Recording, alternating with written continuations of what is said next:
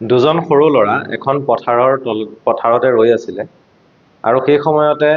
মেঘে গাজিলে। বিজুলী মাৰিছে, মেঘে গাজিছে। এতিয়া সেই দুজনৰ এজনে খুব ভয় খালে আৰু ভয় খোৱাজনে লাহে লাহে কান্দিবলৈ ধৰিলে। আৰু ইজনে আকাশলৈ চালে আৰু চাই পেলাই তেওঁ হাঁহি থাকিলে। অলপ দেৰিৰ পাছত এজাক বৰষুণ আহিলে। হাঁহি থকাজনে হাঁহিয়ে থাকিলে আৰু কান্দি থকাজনৰ চকু পানীখিনি সেই বৰষুণ জাকৰ যিখিনি পানী আহিলে সেই পানীখিনিৰ লগত মিহলি হৈ গ'ল। এতিয়া কথাটো হ'ল, এটা বস্তু যেতিয়া আমি বহুত ডিফিকাল্ট বুলি ভাবোঁ, নিজৰ কাৰণে প্ৰব্লেম এটা আহি আছে বুলি ভাবোঁ, তেতিয়া আমি ভয় খাওঁ। সেই যেতিয়া ভয় খোৱা হয় তেতিয়া আমি পেনিক কৰোঁ, আৰু পেনিক কৰিলে আমি কিছুমান ভাল মুহূৰ্ত হেৰুৱাই পেলাওঁ। গতিকে আমি সেই ভাল মুহূৰ্তবোৰ হেৰুৱাব নালাগে। তাৰ বাবে আমি ধৈৰ্য ধৰিব লাগিব। এতিয়া তোমালোকে যদি এডভান্স লৈছা আৰু তোমালোকক কোনোবাই কৈছে যে এডভান্স মেথমেটিক্স ছাবজেক্টটো বহুত বেছি টান, কোনোবাই নিজৰ এক্সপিৰিয়েঞ্চৰ ফালৰ পৰা ক'ব পাৰে যে এডভান্স মেথমেটিক্স টান হয়, কিন্তু সেইটো মানে এইটো নহয় যে তেওঁ যদি টান পালে তেতিয়াহ'লে তুমিও টান পাবা। গতিকে এডভান্স মেথমেটিক্সটো তোমালোকে ফিল কৰিবলৈ শিকা, তোমালোকে ভাল পাবলৈ শিকা। যেতিয়া টান বুলি ভাবিবা তেতিয়া টানেই হৈ যাব। গতিকে ইজি বুলি ভাবিবা, কৰিব পাৰিম বুলি ভাবিবা। যদি ইমানখিনি কনফিডেঞ্চ আছে মেথছত যে তোমালোকে প্ৰত্যেকটো প্ৰশ্ন বুজি পেলাই এটলিষ্ট কৰিব পাৰা, এবাৰ চালে, দুবাৰ চালে, 3 নম্বৰ বাৰ যেতিয়া চোৱা, প্ৰথমবাৰ বুজি নাপালা, দ্বিতীয়বাৰ বুজি নাপালা, কিন্তু তৃতীয়বাৰ বুজি পাইছা, তেতিয়াহ'লে নিশ্চয় তোমালোকৰ এডভান্স মেথমেটিক্স লওঁতে একো অসুবিধা নহয়, তোমালোকে ভালদৰে পাৰিবা। গতিকে নিজৰ ওপৰত বিশ্বাস ৰাখা, পাৰিবা। এতিয়া মই আজি আমাৰ ভিডিঅ'টোলৈ আগবাঢ়ো। এই ভিডিঅ'টোত আমি এডভান্স মেথমেটিক্সৰ ক্লাছ 9ৰ এটা নতুন চেপ্টাৰৰ অভাৰভিউ দিম। কেনেকুৱা ধৰণৰ হয় চেপ্টাৰটো, তাত কি কি আছে সেই কথাখিনি তোমালোকক জনাবলৈ চেষ্টা কৰিম, তোমালোকে চাই যাবা। আমাৰ আগৰ ভিডিঅ'টোত আমি তোমালোকক স্পেচিয়েল প্ৰডাক্টছ এণ্ড ফেক্টৰাইজেশ্যন সেইটোৰ কথা ক'লোঁ, হয়নে? স্পেচিয়েল প্ৰডাক্টছ এণ্ড ফেক্টৰাইজেশ্যনৰ কথা কোৱা হৈ গ'ল। এতিয়া আমি আজিৰ ভিডিঅ'টোত তোমালোকক নতুন এটা চেপ্টাৰৰ কথা ক'ম, চেপ্টাৰ নম্বৰ 6। গতিকে আমি পাঁচটা চেপ্টাৰৰ অভাৰভিউ তোমালোকক দিয়া হৈ গ'ল। 6 নম্বৰ চেপ্টাৰৰ ইনইকুৱেলিটি চেপ্টাৰটোৰ অভাৰভিউ দিবলৈ চেষ্টা কৰিছোঁ, তোমালোকে চাই যাবা। চেপ্টাৰটোৰ নাম হৈছে, ইংৰাজীত কোৱা হৈছে ইনইকুৱেলিটি আৰু অসমীয়াত কোৱা হৈছে অসমীকা। তোমালোকে সমীকা শুনিছা, তোমালোকে সমীকৰণ শুনিছা, কিন্তু অসমীকা হয়তো এবাৰ প্ৰথম শুনিছা। কিন্তু অসমীকাত যিবোৰ চিহ্ন ব্যৱহাৰ হয়, যিবোৰ চিম্বল ইউজ হয়, সেই চিম্বলবোৰ তোমালোকে আগতে পাইছা। যেনেকে এই চিম্বলটো তোমালোকে দেখা পাইছা, this is greater than symbol, আৰু এইটো হৈছে লেছ দেন চিম্বল। গতিকে এই চিম্বলবোৰ এটলিষ্ট কি হয় তোমালোকে জানা। গতিকে তোমালোকে অসমীকাৰ বিষয়ে অলপ হ'লেও তোমালোকৰ আইডিয়া আছে, নথকা নহয়। আৰু এইটো চেপ্টাৰ ইমানেই বেছি ইম্পৰ্টেণ্ট যে এই চেপ্টাৰটো ভৱিষ্যতে তোমালোকক লাগি থাকিব। আৰু ক্লাছ 11ত একজেক্টলি এই চেপ্টাৰটোৰ কপি এটা তোমালোকক দি দিয়া হৈছে ক্লাছ 11ৰ চেপ্টাৰ। গতিকে 11ত ইনইকুৱেলিটি বুলি আকৌ নতুনকৈ এটা চেপ্টাৰ পাবা, যিটোৰ ডিফিকাল্টি লেভেলটো এই চেপ্টাৰটোতে অকণমান কমহে। কিন্তু ইয়াত তোমালোকৰ অকণমান টান লাগিব পাৰে, কিন্তু টান নহয় চেপ্টাৰটো। প্ৰথমৰ পৰা যেতিয়া বুজিবলৈ শিকিবা, ইয়াৰ যিবোৰ সূত্ৰ আছে সূত্ৰবোৰ ভালদৰে অনুধাৱন কৰিবলৈ শিকিবা, তেতিয়া কিন্তু সহজ হৈ যাব। চাই থাকা মই কি কি কৈ আছো তোমালোকক। প্ৰথমতে আছে কি, ট্ৰাইকটমি প্ৰিন্সিপাল বুলি এটা প্ৰিন্সিপাল আছে, যাক ত্ৰিবিভাজন সূত্ৰ বুলি কোৱা হয়, বহুত বেছি দৰকাৰী। কিন্তু তোমালোকে এইটো ট্ৰাইকটমি প্ৰিন্সিপাল নামটো পাইছা এতিয়া, কিন্তু তোমালোকে কি হয় আগতে জানা। গ্ৰেটাৰ দেন 0 কথা আছে, লেছ দেন 0 কথা আছে, ইকুৱেল টু 0 কথা আছে। মানে কিছুমান সংখ্যা শূন্যতকৈ ডাঙৰ হয়, কিছুমান সংখ্যা শূন্যতকৈ সৰু হয়, আৰু কিছুমান সংখ্যাৰ মান কি হ'ব পাৰে, শূন্যৰ সমান হ'ব পাৰে, অৰ্থাৎ শূন্যৰ কথাই তাত কোৱা হৈছে। গতিকে টান নহয়, এইটো বস্তু তোমালোকে পাইছা। জাষ্ট ইয়াত তোমালোকক নামটো দি দিছে, আৰু নামটো চাই তোমালোকে ভয় খাব নালাগে। ট্ৰাইকটমি প্ৰিন্সিপাল মানে বহুত কিবা ডাঙৰ বস্তু এটা বুলি, জাষ্ট চিম্পলি ভাবা, ইজি হ'ব। তাৰ পাছতে আমি লাহে লাহে সৰু সৰু সূত্ৰবোৰলৈ যাম। সংখ্যাৰ ক্ষেত্ৰত আবদ্ধ বিধি আছে, যিটো তোমালোকে আগতে পাইছা। ক্ৰম সম্পৰ্কৰ ধৰ্ম, এইটো নতুনকৈ সোমাইছে এতিয়া, কিন্তু টান নহয়। কোনোবা এটা ডাঙৰ হয়, কোনোবা এটা সৰু হয়, কোনোবা এটা সমান হয়, এই কথাবোৰ আছে। তাৰপিছতে জ্যামিতিক সত্যাপন আছে। জ্যামিতিক সত্যাপনটো বহুত বেছি দীঘলীয়া নহয়, জাষ্ট সৰুকৈ দি থোৱা আছে, এইকণেই জাষ্ট। সেইখন জানিলেও যথেষ্ট। ষ্টেপছবোৰ বহুত বেছি টান নহয়, ইজিয়ে হয়। যোগ আছে, বিয়োগ আছে, পূৰণ আছে, হৰণ আছে। খালি ঋণাত্মকৰ পূৰণ আৰু হৰণ, মানে নিগেটিভ নাম্বাৰৰ পূৰণ আৰু হৰণত আমি গুৰুত্বটো অকণমান বেছিকৈ দিব লাগিব। তাত আমি অকণমান ব্ৰেইনটো বেছিকৈ খুলি ৰাখিব লাগিব, যাতে আমাৰ ভুল হৈ নাযায়। বাছ কথা সিমানেই। বাকী ষ্টেপছবোৰ প্ৰায় সমীকৰণ সমাধান কৰাৰ নিচিনা একেই হয়। ইয়াতে প্ৰথমতে দি থোৱা আছে অনুশীলনী 6.1, তাতে সত্য অসত্য নিৰূপণ কৰা এইবোৰ চাই দেখিবা কোনটো সত্য কোনটো অসত্য হয় লিখি দিব পাৰিবা তথাপিতো অকমান ষ্টেপছ দুটামান ষ্টেপছ দি পেলাই আমি কৰি পেলাই দেখুৱাব পাৰোঁ সেইবোৰ তোমালোকক দেখুৱাম যেতিয়া আমাৰ ক্লাছেছবোৰ আমি ভালদৰে কণ্টিনিউ কৰিম খালি সেইখিনি অকমান দুদিনমান পাছত হৈ আছে সেইখিনি বস্তু ইয়াত এতিয়া দেখা পাইছা এইখিনি কিছুমান প্ৰমাণ আছে তাৰপিছতে 2 নম্বৰ প্ৰশ্ন 3 নম্বৰ প্ৰশ্নলৈকে প্ৰশ্ন আছে 5 নম্বৰ দেখা পালা তোমালোকে 5 নম্বৰ প্ৰশ্ন আছে 6 লাষ্ট কুৱেশ্যনটো হৈছে 6 নম্বৰ প্ৰশ্নলৈকে আছে বহুত বেছি দীঘলীয়া নহয় গতিকে তোমালোকে চেপ্টাৰটোৰ এই যিটো অনুশীলনী এই অনুশীলনীটো তোমালোকক পঢ়োতে হয়তো খুব বেছি 40 মিনিট সময় লাগিব 40 মিনিটত তোমালোকে এই চেপ্টাৰটোৰ এইটো অনুশীলনী এটলিষ্ট সমাপ্ত কৰিব পাৰিবা লাহে লাহে আমি পাছলৈ যাওঁ ইয়াৰ পাছতনো কি আছে এইটো a - b whole square part এটা দেখা পালা গ্ৰেটাৰ দেন ইকুৱেল টু 0 বুলি আছে কিয় হয় সেইটো তোমালোকক মই কম অকমান সৰু সৰু কথা a আৰু b যদি সমান থাকে তেতিয়া a - b টো শূন্য হৈ যায় গতিকে a - b শূন্য হলে a - b হোল স্কয়াৰ শূন্য হ'ব সেইটো কাৰণে a - b হোল স্কয়াৰ শূন্যৰ সমান হ'ব পাৰে বুলি দিয়া আছে নাইবা a - b whole square greater than শূন্য হ'ব পাৰে সেইটো কিয় কৈছে মই কৈ দিছো a আৰু b a ডাঙৰ হওক b সৰু হওক বা a সৰু হওক b ডাঙৰ হওক কথা নাই a - b পজিটিভ হওক বা নিগেটিভ হওক কথা নাই পজিটিভ হওক বা নিগেটিভ হওক যিহেতু হোল স্কয়াৰ আছে আলটিমেট ৰিজাল্টটো পজিটিভ ওলাব গতিকে এইটো সাইডটো সদায় কি হ'ব শূন্যতকৈ ডাঙৰ হ'ব আৰু a আৰু b সমান হলে শূন্যৰ সমান হ'ব পাৰে সেইটো কন্ডিশন দুইটা কন্ডিশন একেলগে তাত সোমাই থোৱা আছে that is why it is written as a - b whole square is greater than or equal to 0 তাৰ পিছতে লাহে লাহে গৈ থাকিবা কিছুমান প্ৰমাণ পাবা দীঘলীয়া হয় অলপ দীঘলীয়া আছে ষ্টেপছবোৰ দুটা তিনটা ষ্টেপছৰ খালি হয় মানে পাৰ্ট আছে এইটো পোৰশন কৰিলা তাত তিনটামান ষ্টেপ আছে এইটো পোৰশন কৰিলা তিনটামান ষ্টেপ আছে সেই দুটা তিনটা পোৰশন কৰি খতম হৈ যাব কোৱেশ্চনবোৰ টান নহয় লাহে লাহে অনুশীলনী 6.2 ফালে যাম 6.2 দেখা পাইছা তোমালোকে কোৱেশ্চনছ আছে বহুতখিনি কোৱেশ্চনছ আছে বাট টান নহয় এই লাষ্টৰ কেইটা অকমান দীঘলীয়া পাবা এইখিনি ইমান দীঘলীয়াও নহয় ইজিয়ে হ'ব তাৰপিছত আহিলে মাধ্যৰ কথা মাধ্য মানে দুটা টাইপৰ মাধ্য আছে তোমালোকৰ কিতাপত দি থোৱা এটা হৈছে তোমাৰ সমান্তৰ মাধ্য এৰিথমেটিক মিন আৰু সেকেন্ডটো হৈছে গুণোত্তৰ মাধ্য জিঅমেট্ৰিক মিন এতিয়া এই দুটা মাধ্যৰ কথা ইয়াৰ পৰৱৰ্তী চেপ্টাৰ এটাতো পাবা যাৰ নাম হৈছে অনুক্ৰম আৰু শ্ৰেণী সেইটো মই কম তোমালোকক কিন্তু ইয়াতে তোমালোকক কি দি থোৱা আছে সেই মাধ্য দুটা যিটা এটা হৈছে এৰিথমেটিক মিন যাক am বুলি কোৱা হয় আৰু আনটো হৈছে জিঅমেট্ৰিক মিন যাক gm বুলি কোৱা হয় সেই am আৰু gm ৰ মাজৰ এটা ৰিলেচন দি থোৱা আছে এইটো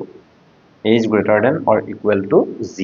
সেই যেটো ৰিলেচন সেই ৰিলেচনটো লৈ পেলাই আমি বহুতখিনি প্ৰশ্ন কৰিব লাগিব ইয়াত গতিকে সেই প্ৰশ্নবোৰ কৰিবলৈ যাওঁতে এই ৰিলেচনটো আমাক দৰকাৰ হ'ব আৰু এই ৰিলেচনটো প্ৰমাণ কৰিবলৈ ইয়াত দি থোৱা আছে মানে a greater than or equal to g হয় সেইটো আমি প্ৰমাণ কৰি দেখুৱাব লাগিব কেনেকৈ দেখুৱাব লাগে সেইটো মই তোমালোকক জনাম ইয়াতে এইখিনি আছে প্ৰমাণটো একচুয়ালি ইয়াতে আছে ক'বলৈ গ'লে পাছত মই তোমালোকক বুজাই দিম এইখিনি বস্তু তাৰপিছতে তাৰ লগত ৰিলেটেড একে এইটো এৰিথমেটিক মিন আৰু এইটো হৈছে জিঅমেট্ৰিক মিন arithmetic mean is greater than or equal to geometric mean সেই কথাটো ইয়াত লিখি থোৱা আছে খালি ইয়াতে পদবোৰ অকমান বেছিকৈ আছে a1 a2 a3 then an লৈকে আছে লাহে লাহে গৈ থাকিম আৰু এটা অনুশীলনী পালো 6.3 অনুশীলনী ইয়াতো যিবোৰ অসমীয়া প্ৰমাণ কৰিবলৈ দি থোৱা আছে বহুত বেছি টান নহয় সহজ হয় এই প্ৰমাণবোৰো টান নহয় ইয়াতে দুটামান প্ৰমাণ এনেকুৱা আছে য'ত ইংগিত দি থোৱা আছে ইংগিত কেইটা চালে তোমালোকে গমে পাবা কি কৰিব লাগে বা আমি কৈও দিম তোমালোকক আমাৰ ৱেবসাইটত যেতিয়া তোমালোকে যাবা আমাৰ ৱেবসাইটত আমাৰ এডভান্স ম্যাথমেটিক্সৰ ক্লাস 9 ৰ কাৰণে এটা সিৰিজ ষ্টাৰ্ট কৰা হৈছে সেই সিৰিজটো তোমালোকে তাত জয়েন কৰিব পাৰিবা তাৰ এটা ডেফিনিট এমাউন্ট অফ ফিজ থাকিব বাৰু সেইটো কথাটো বেলেগ কিন্তু আমাৰ এই চেনেলটোত ইউটিউবত আমি যিমানখিনি পাৰো তোমালোকক ফ্ৰী ভিডিঅ' দিবলৈ ট্ৰাই কৰিম এই ভিডিঅ'বোৰত তোমালোকে চেপ্টাৰটোৰ বিশেষকৈ টান প্ৰশ্নবোৰ পাবা যিবোৰ প্ৰশ্ন তোমালোকৰ অসুবিধা হয় তেনেকুৱা প্ৰশ্নবোৰ মই তোমালোকলৈ লৈ আহিবলৈ চেষ্টা কৰিম আৰু বেসিক্স কথাখিনিটো মই কৈয়ে দিম তোমালোকে যদি কোৰ্সটো নলোৱা তেতিয়াও চলিব কিন্তু ললে তোমালোকৰ আৰু লাভ হ'ব কাৰণ তাত আমি বহুতখিনি বস্তু বেলেগ কিতাপৰ পৰা বেলেগ ৰেফাৰেন্স বুকৰ পৰা তোমালোকলৈ কিছুমান কোৱেশ্চনছ লৈ আহিম তাত সলভ কৰিম সেইখিনি বস্তু বেলেগকৈ হ'ব তাত আৰু কিছুমান বস্তু আমাৰ ইউটিউব চেনেলত চলি থাকিব যেটো আছে এতিয়া এই অনুশীলনীটোৰ পাছৰখিনি পৰ্যায়লৈ যাওঁ 4 নম্বৰ প্ৰশ্ন আছে তাত কিছুমান প্ৰমাণ আছে প্ৰমাণবোৰ সহজ হয় টান নহয় জাস্ট প্যাটাৰ্নটো গম পাব লাগিব তাৰ পিছতে লাহে লাহে আমি অন্তৰালৰ কথা পাম অন্তৰালৰ কথা তোমালোকৰ ফাৰ্স্ট নহয় সেকেন্ড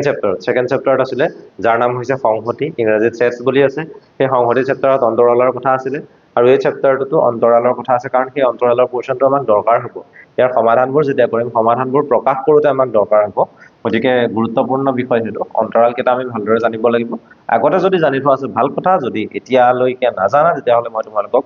জনাবলৈ চেষ্টা কৰিম আমাৰ পাছৰ ভিডিঅ'সমূহ এতিয়া মই যেতিয়া তোমালোকৰ চেপ্টাৰছবোৰৰ সামাৰীবোৰ শেষ কৰিম লাহে লাহে তোমালোকে প্ৰত্যেকটো চেপ্টাৰৰে ভিডিঅ' পাবলৈ ষ্টাৰ্ট কৰিবা আৰু তাত তোমালোকৰ ডাউটছবোৰ অট'মেটিক ক্লিয়াৰ হৈ গৈ থাকিব আৰু তোমালোকৰ শিক্ষক আছেই স্কুলত বা তোমালোকে কৰবাত টিউচন লৈছা হয়তো তাত তোমালোকৰ শিক্ষক আছে তেওঁলোকেতো শিকাবই তাৰোপৰি যদি কিবা বুজি নোপোৱা তেতিয়াহ'লে তোমালোকে আমাৰ চেনেলটোত হেল্প ল'ব পাৰিবা বা আমাৰ ৱেবছাইট যেটো আছে exceleducation.net তাত গৈ পেলাই তোমালোকে আমাৰ কোৰ্সটোত গৈ তাত জয়েন কৰি তোমালোকে আমাৰ যিখিনি ৰেফাৰেন্সেস আছে বা যিখিনি সলিউশনছ দিয়া হৈছে সেই গোটেইখিনি তাত চাব পাৰিবা এতিয়া অনুশীলনী 6.4 টান নহয় ইজি হয় তলৰ অন্তৰালবোৰৰ প্ৰতিটোৰ পৰা x ৰ 4টাকৈ মান লিখিব লাগে অন্তৰাল কিছুমান দি থোৱা আছে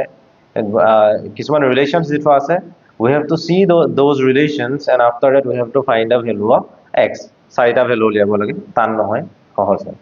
তাৰ পাছতে 2 নম্বৰ কোৱেশ্চন কি আছে বাস্তৱ ৰেখা তলৰ অন্তৰালবোৰ লিখোৱা মানে বাস্তৱ ৰেখা যিডাল সংখ্যা ৰেখা আছে সেই সংখ্যা ৰেখাডাল আঁকি পেলাই তাত আমি এই যিবোৰ অন্তৰাল দি থোৱা আছে অন্তৰালবোৰ কেনেকৈ আমি উপস্থাপন কৰিম কেনেকৈ ৰিপ্ৰেজেন্ট কৰিম সেই কথাখিনি আমি দেখুৱাব লাগিব গতিকে এটা সংখ্যা ৰেখাৰ কথা আহিব 3 নম্বৰ প্ৰশ্ন তলৰ ক্ষেত্ৰবোৰত অন্তৰালবোৰক সংহতি ৰূপে প্ৰকাশ কৰা আৰু বাস্তৱ ৰেখাত চিত্ৰ আঁকি দেখুওৱা গতিকে ইয়াত যিবোৰ অন্তৰাল দি থোৱা আছে সেই অন্তৰালত থকা যিবোৰ সংখ্যা আমি যিবোৰ সংখ্যা সমাধান হিচাপে পাম